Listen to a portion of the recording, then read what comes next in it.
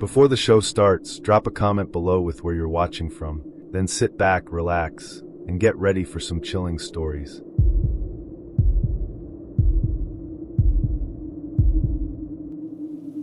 St. Patrick's Day was always the busiest night of the year at the bar.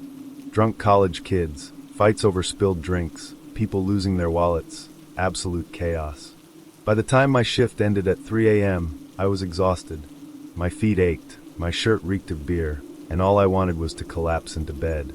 The streets were still alive with stragglers stumbling out of pubs, singing off-key Irish folk songs. Normally, I took the main road home, but I was too tired for crowds. Instead, I cut through the alley behind the bar, a narrow stretch lined with dumpsters and graffiti-covered walls. It shaved 10 minutes off my walk. Halfway through, I noticed a man sitting against the brick wall, head tilted down, a dark green hoodie pulled over his face. Homeless, probably. Nothing unusual. As I passed him, I heard something. A faint mumble. I glanced over my shoulder. His head hadn't moved. Maybe I imagined it. I kept walking. Then, clearer this time. "You shouldn't have come this way." I froze. The voice was right behind me. Slowly, I turned around. The man was still sitting where he had been, motionless, too far away for him to have whispered in my ear. My pulse picked up. I told myself I was hearing things, just tired. Shaking it off, I kept walking. At the end of the alley, I turned left toward my apartment. The streets were emptier now, the drunken laughter fading into the distance. I was maybe 2 blocks from home when I saw him again. The same man, standing at the corner ahead of me. My stomach dropped. It was impossible. There were no side paths, no way he could have gotten there before me. I stopped walking. He stood completely still, head still slightly tilted downward, the green hoodie hiding his face. I took a step back. He took a step forward. My chest tightened. Then a car passed between us, just for a second. When it cleared, he was gone. I practically ran the rest of the way home, my keys already in hand, before I even reached my building. I slammed the door behind me, my heart still hammering. Maybe I was overreacting. Maybe it was just some drunk playing a stupid joke. That's when my phone buzzed. A text from an unknown number. "You almost got away." I stared at the screen, a cold chill washing over me. I didn't move, didn't breathe. Then, after a long moment, I forced myself to shake it off. Random prank. A coincidence.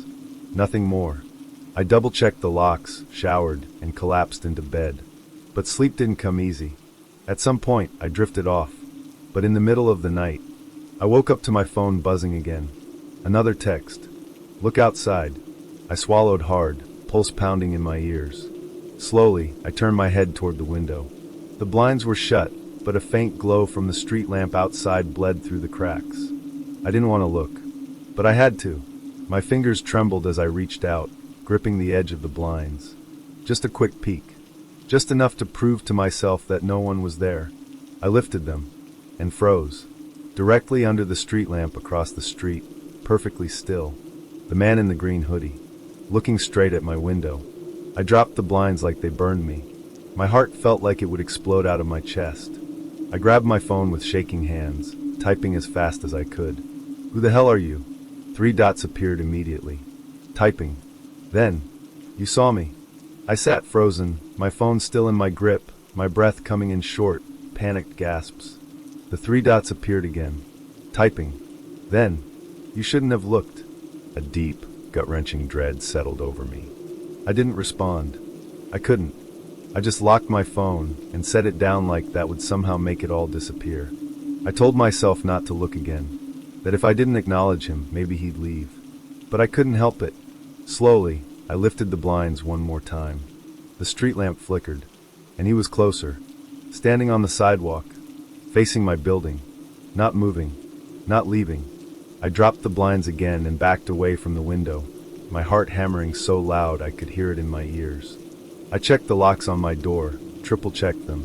The deadbolt, the chain, everything was secured. I barely slept that night. Every little sound made me jump. The hum of my fridge, a distant car horn, the creak of my old wooden floor when I shifted my weight.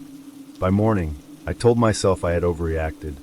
I went to work, tried to forget, but the next few days, I started noticing things. At the bar, I'd feel a prickle on the back of my neck, like someone was watching me. I'd glance around, but no one was looking. At least, not that I could see. Walking home, I'd catch glimpses of movement in store windows, just a flicker of green. But when I turned, the sidewalk was empty. The worst was when I checked my phone. More texts. "You're making this difficult. Why do you keep running? It's almost time." I blocked the number. It didn't help. Every night, at exactly 3:03 a.m., a new message would appear. Different numbers. Same words. Then one night, I woke up to something different. Not a text. A notification. My camera was recording. I stared at my phone, my blood running ice cold. My hands trembled as I clicked on the video. The footage was grainy dark, filmed from my own phone, propped up somewhere in my room. At first, there was nothing. Just silence. Then slowly my closet door creaked open. I couldn't breathe. The video continued. The door opened wider. Blackness inside. And then, a whisper. "Found you." I dropped the phone and stumbled back, my entire body shaking. The closet door was closed. I hadn't heard anything in real life. Had I? I stared at it, my stomach twisting into knots. Then, I saw something that almost made me pass out. At the bottom of the door, a shadow. Feet. Standing just behind it. I bolted out of my apartment, not stopping until I was in my car, engine roaring to life. I didn't even know where I was going. I just drove. I never went back.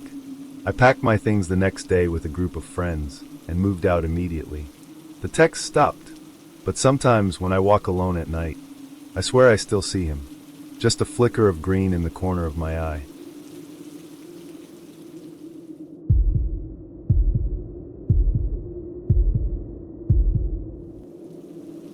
I had been planning my solo trip to Ireland for months.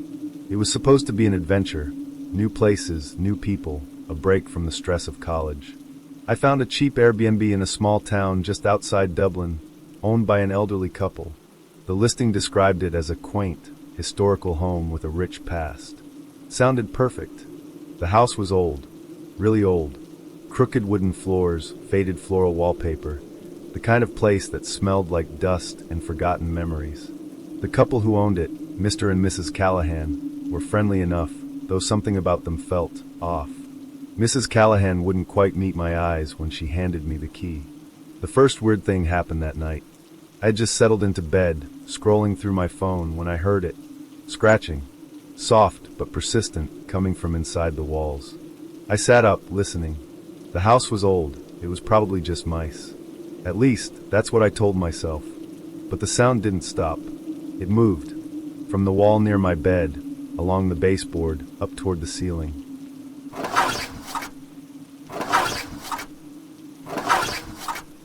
I tried to ignore it, pulling the blankets over my head. Eventually, I fell asleep. Then, at 3:12 a.m., my phone buzzed. I squinted at the screen. A notification. Airdrop request. I frowned. Who the hell was trying to airdrop me something? There was no one else in the house except the old couple, and I doubted they even knew what airdrop was. I hesitated, then clicked on the preview. A single message popped up. "Get out!" A chill ran down my spine. I sat up fast, scanning the dark room. My door was locked. My suitcase was still where I left it. Nothing seemed out of place. My rational brain told me it was a prank. A glitch. Maybe some kid nearby messing around with Bluetooth. I turned off my phone and forced myself back to sleep. But in the morning, something was wrong. My suitcase was open. Clothes scattered across the floor. I stared at it, my stomach twisting. Had I forgotten to close it? Maybe I had left it unzipped, and it fell over? I didn't remember it like that. At breakfast, I casually brought it up to Mrs. Callahan. "Do you guys have a spare key to the guest room?" I asked. She froze. Just for a second. Then with a too-tight smile, she said, "No, dear. Only you have the key." Something about the way she said it made my skin crawl. I spent the day exploring town, trying to shake the uneasy feeling. The locals were friendly, but something felt off. People would smile politely, but their conversations would hush when I walked by. The bartender at a small pub seemed surprised when I told him where I was staying. "The Callahan house?" he said, raising an eyebrow. "Didn't think they still rented that out." I frowned. "Why?" He hesitated. Then, lowering his voice, he said, "That house belonged to a family years ago. Parents, 2 kids. They all just vanished one night. Left everything behind. The town searched, but no one ever found them." A cold weight settled in my stomach. "What happened to them?" I asked. The bartender shrugged. "No one knows. But I'll tell you this," he leaned in slightly. "That basement door? It's been locked since the day they disappeared. No one's ever opened it." I forced a laugh. "Come on, that's just a ghost story." He didn't smile. "Maybe." He set a fresh drink in front of me. "But I wouldn't stay there if I were you." I tried to brush it off. Tried. But that night, back at the Airbnb, the scratching started again. And this time it was louder. I pulled the blankets tighter around me, my heart hammering. It wasn't just in the walls anymore. It was closer, near the wooden floorboards, near my bed. I grabbed my phone, turning on the flashlight. The beam cut through the darkness, landing on the far wall. My breath caught in my throat. Scratches. Long, deep claw marks carved into the wood. I scrambled out of bed, my pulse in my ears. Those weren't there before. I was sure of it. I needed to leave. Now. But then, a loud bang. I spun toward the noise. My door. My locked door. It had swung open. I stared at the empty hallway beyond, my entire body frozen. Someone had opened it. Or something. My fingers shook as I reached for my phone again. My flashlight barely cut through the darkness. But then, movement. A shape, shifting just outside my door. Nope. I was done. I grabbed my bag, bolted out of the room, and sprinted down the hallway. The floor groaned under my steps, the air thick with something I couldn't explain, like the house itself was alive, watching me leave. I didn't stop until I reached the front door. Didn't stop until I was outside, gulping in the cold night air. The next morning, I confronted the Callahans. Mrs. Callahan didn't seem surprised to see me. She just sighed. "You should have never stayed in that room." I demanded answers. About the scratches, the noises, the locked basement. The old woman only shook her head, her wrinkled hands wringing together. "We don't go down there." I left without another word. I caught a train out of town that afternoon, not looking back. But even now, months later, I still dream about that house. About the scratching, the claw marks, and the thing I saw just for a second when I shined my flashlight toward the closet. Something hunched, twisted, watching me.